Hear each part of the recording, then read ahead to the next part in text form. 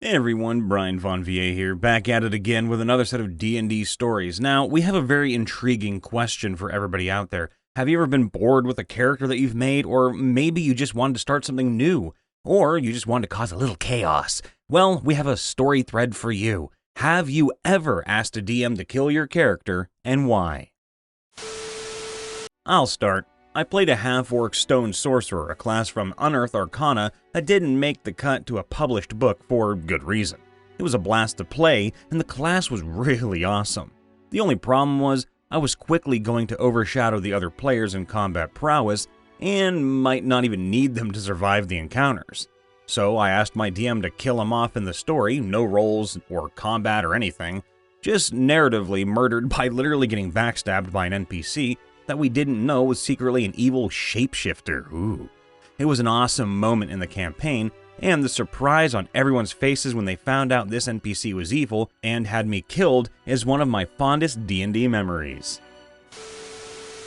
As a DM, I currently have a long-term plan that if my player's necromancer doesn't die before about level 15, we kill him, but he returns to his clone and then comes back as a higher level, big bad evil guy lich. His idea. He's also done some DMing, so the plan is I will build out his lich lair, and then he will build out the final fight and take over DMing when the fight breaks out. And I take over his player for that part of the session. My very first character, a berserker barbarian. One kingdom, I'll call Kingdom A, was laying siege to another kingdom we were helping. I'll call that one Kingdom B. Our party was focused on a massive evacuation effort through an underground tunnel beneath the king's castle. Enemy forces had broken through the outer defenses and were close to breaking through into the castle itself. I volunteered my barbarian to stay behind. My party protested, but eventually gave in, and I could think of no better end for that character than standing against a tide of foes with a great axe in hand and a smile on his face. Yes, I made a great bard, horrible constitution, and was all ready to roleplay. The campaign turned out to be all hack and slash, and has now turned a corner to everything being anime, including the stupid-ass giant weapons. If I hadn't known these guys for 30 plus years, I'd be out completely. But now, I'm playing a Loxodon Eldritch Knight Fighter. I miss role-playing. I did, only because the character I was playing didn't fit my dynamic within our group of players. I like to be involved in the decisions and planning, but my furballed monk was way too reserved and aloof to both fill that role and be true to the character I was trying to play. We were playing a Ravinka campaign at the time, but half the party were from different planes of existence. The homebrew settings my DM and I have been working on is where my character was from.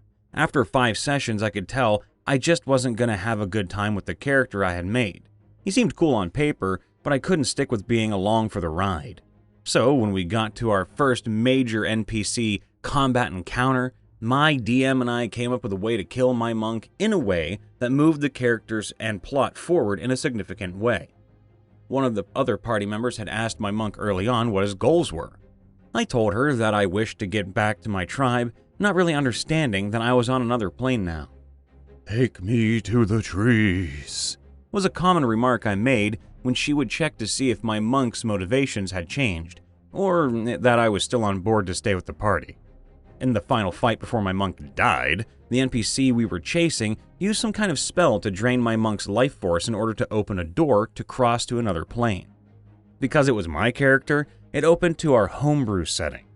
In my monk's final moments, he fell through the door and died at the base of a large tree. That tree was the center of his home village. The party member who would check in with my monk made a comment at the end of the session. "We got him to his trees." I think it worked out for everyone, and I still think that character's death is one of the better moments that I've had in D&D, even though I struggled playing him. When 4th edition dropped, I created a dual-wielding Dex Ranger. Loved her, but she was not well made and really showed it when Player Handbook 2 dropped. I asked for my character to be killed so I could fill some party weaknesses, and got a warlord in the mix. As always, I had 15 extra characters ready to go, and was able to pull out the new character within moments. Yes, my Russian barbarian minotaur, Oleski. He was the group den mother and loved cooking. Was also a gentle giant who knew how to wreck face. The group was heavy on martials and only had a couple of paladins and a ranger for spellcasting, so I had decided to switch characters. There was going to be a narrative point where he was going to die, sacrificing himself for the party. But then, some in-character drama happened, and a party conversation was had. What was supposed to be an airing of grievances and expelling of pent-up emotions turned into this, this is everything that Oleski is doing wrong and it annoys us and we've done nothing wrong, bashfest. He decided it was time to part ways. Also, the group skewed chaotic neutral and had slight murder hobo tendencies, and he was neutral good. So he packed up and walked off into the sunset with his girlfriend and an important NPC to keep him safe. Oleski is still part of the narrative in the background, but I've switched to my wizard who meshes with the group dynamic more. So what started as a plan to give him a noble, self-sacrificing hero's death turned into a realization that these jerks aren't worth it. And I'm gonna do plot stuff over here. Good on you, Oleski. Good on you. Narrator comment. The fact that this story just starts with the word once makes me really happy and really scared. Once. I was playing a dwarf that had become an avatar of an evil god, the weapon he was using giving him great power from said god. He was slowly descending into evil madness, and the rest of the party in-game was questioning whether or not to keep him around. Eventually, his alignment changed to chaotic evil, and the lawful good paladin of the group confronted him. As we were in the middle of our heated debate, the big bad evil guy of the campaign showed up with her army. We were super underleveled, though I had become extremely powerful due to the god's blessings. My character engaged the boss, dealing over 1,000 damage and being killed twice, only to be resurrected by the god. This gave the group enough time to escape, and although my character eventually died, it was an epic moment that showed there was still a little good left in there. In the end, my character became trapped in the god weapon, which was later retrieved by the group.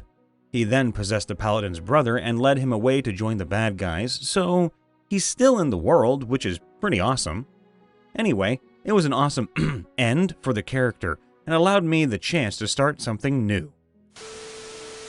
My character's backstory was his whole tribe and family was killed and his only surviving link was a wild dog animal companion. I asked the DM for that wasn't much use in combat. Anyway, fast forward to about the end of the first arc.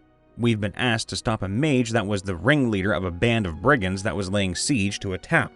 Anyway, in a very John Wick-esque way, we're in the final battle and my dog ends up as collateral damage. With nothing linking him to his heritage anymore, my moon druid monk says, "Fuck it," wild shapes into a bear and charges the mage. We've been getting peppered with crossbow quarrels the entire time, but now that I'm charging, they're all focused on me. I started my first round of attacks, multi-attacked, flurried, and now all 10 of the archers go. Bear form goes down, mage tries to shocking grasp me, misses. My party tries to take the archers down, they do some decent damage and take one down. My turn comes. I look my DM in the eyes and I tell him, I'm okay with whatever happens. I roll, and it's a hit. I roll my offhand attack and I crit. DM asks me how I want to do it, and I narrate that I sweep the mage off his legs, drop to my knees next to him, and bury my short swords into his heart. That's when the archers loose their quarrels. I fall. When my party finally manages to take all the archers down and find my body, they see me with a smile on my face. To date, that is the best moment I've experienced in D&D. Hands down. Loved that campaign, loved the DM, loved my fellow players.